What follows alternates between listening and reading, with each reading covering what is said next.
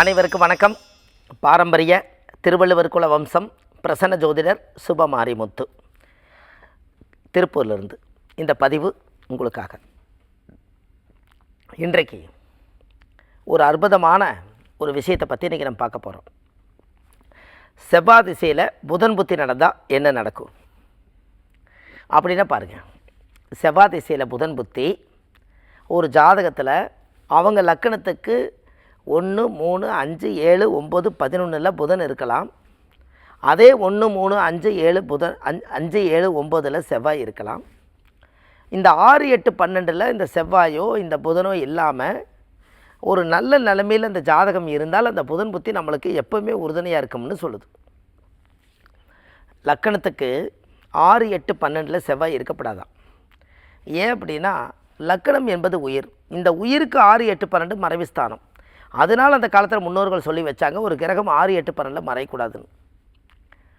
பாருங்கள் எந்த மாதிரி எல்லாம் விவரங்களை நிறைய சொல்லியிருக்காங்க.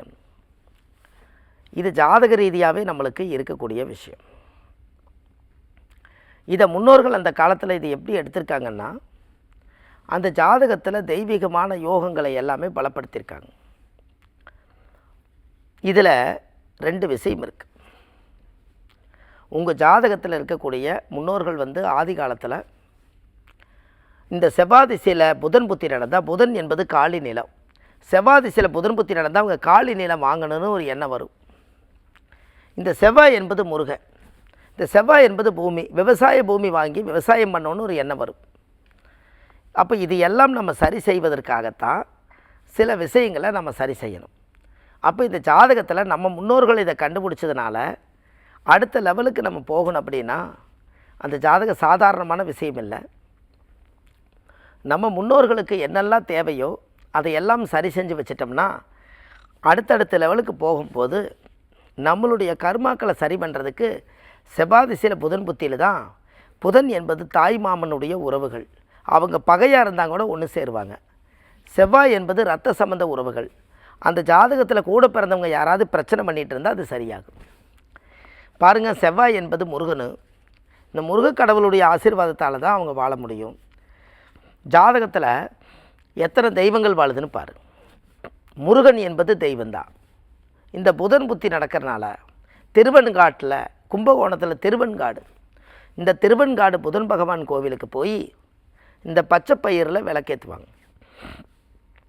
நிறைய பேர் பாருங்கள் இந்த பச்சை பயிரில் விளக்கேற்றி சாமிக்கு தேங்காய் பழம் மாலை கல்கண்டு வச்சு பூஜை பண்ணி அந்த கோவிலில் சாமி கும்பிடுவாங்க. அது எல்லாமே சரியாயிடும். அப்போ இதெல்லாம் எப்படி நடக்குதுன்னா செவ்வாய் திசையில் புதன் புத்தி நடந்தால் நீங்கள் இந்த நிலபுலங்கள் வாங்கிறதுக்கும் இது யோகம். இந்த புதன் என்பது என்னென்னா சக்தியும் சிவனும் சேர்ந்தது, ஆண் பாதி பெண் பாதி. இந்த ஆண் பாதி பெண் பாதியாக இருக்கக்கூடியவங்கள் யார்? அர்த்தநாரீஸ்வரர். அர்த்தநாரீஸ்வரர் கோயிலுக்கு கண்டிப்பாக போயிட்டு வாங்க.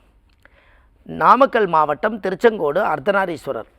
இது நீங்கள் கூகுளில் சர்ச் பண்ணிங்கன்னா அந்த கோவிலில் மரகதலிங்கம் இருக்குது. இந்த மரகதலிங்கம் சின்னதாக ஒரு மரகதலிங்கம் இருக்குது. மார்கழி மாதம் 1ஆம் தேதியிலிருந்து மார்கழி மாதம் 30ஆம் தேதி வரைக்கும் காலையில் 6 மணிக்கு நீங்கள் போனீங்கன்னா மரகதலிங்கத்தை தத்துரூபமாக நீங்கள் பார்க்கலாம். இது நீங்கள் கண்டிப்பாக தெரிஞ்சுக்கணும் இல்லையா? அப்போது அந்த ஜாதகத்தில் அர்த்தநாரீஸ்வரர். அது என்ன அர்த்தநாரீஸ்வரர் சொன்னாங்க?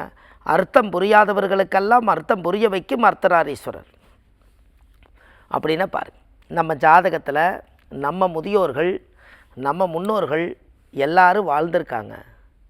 நம்ம ஜாதகத்தில் நம்ம எல்லாமே தெரிஞ்சுக்கணும் அல்லவா? குடும்பத்துக்குள்ள அத்தனை பிரச்சனைகளும் சரி செய்யக்கூடியவர் அர்த்தநாரீஸ்வரர். உங்கள் வாழ்க்கையில் ஒரு பெரிய மாற்றங்கள் உருவாகணும், தெய்வ சக்தி நம்ம கூடவே வாழணும் அப்படின்னா ஒரு முறை அர்த்தநாரீஸ்வரர் பார்த்துட்டு வாங்க. அது பாருங்கள், அவ்வளோ ஒரு தத்துரூபமான தெய்வமாக இருக்குது. அப்போ செவ்வாய் என்பது முருகன் கோயில் எங்கே இருக்குது? வைத்தீஸ்வரன் கோயில் இருக்குது. முத்துக்குமார சுவாமி, தைலநாயகி அம்மா, அதை பார்த்துட்டு வாங்க. செவ்வாய் திசை பொதுவாக நடந்தாலே 6 வட வீடு கொண்ட திருமுருகனை ஒரு முறை பார்த்துட்டு வாங்க. அப்புறம் புதன் புத்தி நடக்கும்போது திருவெண்காட்டில் போய் 17 விளக்கு நெய் விளக்கு ஏற்றி 17 முறை சுற்றி சாமிக்கு தேங்காய் பழம் பூமாலை கல்கண்டு வாங்கி அர்ச்சனை பண்ணி சாமி கும்பிட்டு வாங்க. நாமக்கல் மாவட்டம் திருச்செங்கோடு அர்த்தநாரீஸ்வரரை ஒரு முறை பார்த்துட்டு வாங்க. இப்படி அந்த திசா புத்திகளில் இதை பார்த்துட்டு வந்தால் உங்கள் ஜாதகம் ஃபஸ்ட் கிளாஸாக வேலை செய்யும். இது எத்தனையோ பேர்த்துக்கு தெரியாமல் இருக்கலாம். எத்தனையோ பேர் இந்த பதிவை பார்க்காம இருக்கலாம். அது பார்த்ததுனால இந்த யோகங்கள் வந்து ஆட்டோமேட்டிக்காக அவங்களுக்கு சேரும். பாருங்கள், இது எல்லாம் எதுக்காக நம்ம இந்த விஷயத்தை சொல்கிறோம்னா, உங்கள் ஜாதகத்தில் இந்த கடவுளுடைய ஆசீர்வாதம் இல்லைன்னா ஒன்றும் இல்லை.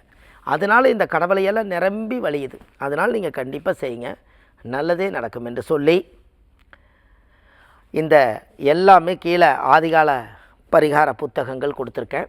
இந்த ஆதிகால பரிகார புத்தகம் வாழ்க்கையில் ஒரு மிகப்பெரிய புத்தகம். இந்த புத்தகம் வந்து ஒரு A4 சைஸு 1736 பரிகாரம் கொண்ட புத்தகம். இந்த புத்தகம் வந்து ஜாதக ரீதியாக நம்மளுக்கு இது கீழே போயிட்டு இருக்க நம்பருக்கு கால் பண்ணிங்கன்னா ஆன்லைன்லேயே கிடைக்குது. இந்த ஆன்லைன்லேயே நீங்கள் கிடைக்கிறனால ஒரு பெரிய சிறப்பு என்னென்னா, அந்த ஜாதகத்தில் அந்த ஆன்லைனில் கிடைக்கிறனால அதை நீங்கள் வாங்கிக்கலாம். இது இல்லாமல் நம்ம ஜாதகம் பார்க்குறோம், பிரசன்னம் பார்க்குறோம். சென்னையில் வடபழனி முருகன் கோயில் தெப்பக்குளம் வாசல்லையே நம்ம ஜோதிட அலுவலகம் இருக்குது. அதை வந்து நம்ம கண்டிப்பாக அந்த ஜாதகம் பார்க்குறோம். அதில் மெயினாக என்ன அப்படின்னு கேட்டிங்கன்னா, சென்னையில் சனிக்கிழமை, ஞாயிற்றுக்கிழமை, திங்கக்கிழமை நம்ம ஜோதிடம் பார்க்குறோம். மற்ற தினங்கள் திருப்பூரில் பார்க்குறோம். இது இல்லாமல் பாருங்கள், வள்ளுவர் வாக்குன்னு ஒரு யூடியூப் சேனல் வச்சுருக்கேன். அது பார்த்திங்கன்னா உங்களுக்கு 1500 பதிவுகள் மக்களுக்காக கொடுத்துருக்கேன். எல்லாமே ஆதிகால பரிகாரங்களே. அப்போ இந்த ஆதிகால பரிகாரங்களுங்கிறத உலக மக்களுக்கு சமர்ப்பணம் செஞ்சுருக்கேன். அது இல்லாமல் சுப மாரிமுத்துன்னு யூடியூப்பில் போனீங்கன்னா நிறைய பதிவுகள் இந்த மக்களுக்காக நிறையா கொடுத்துருக்கேன். இது இல்லாமல் ஜாதகத்துக்கு என்ன ஒரு யோகன்னு கேட்டிங்கன்னா,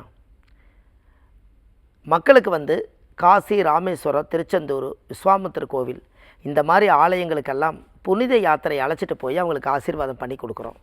எல்லா விவரங்களும் தெரிஞ்சுக்கிறதுக்கு இந்த கீழே போயிட்டு இருக்க நம்பருக்கு கால் பண்ணிங்கன்னா இந்த விவரமெல்லாம் கிடைக்கும் என்று சொல்லி, பாரம்பரிய திருவள்ளுவர் குல வம்சம், பிரசன்ன ஜோதிடர் சுப மாரிமுத்து, வாழ்வது ஒரு முறை, வாழ்த்தட்டும் தலைமுறை. நன்றி, வணக்கம்.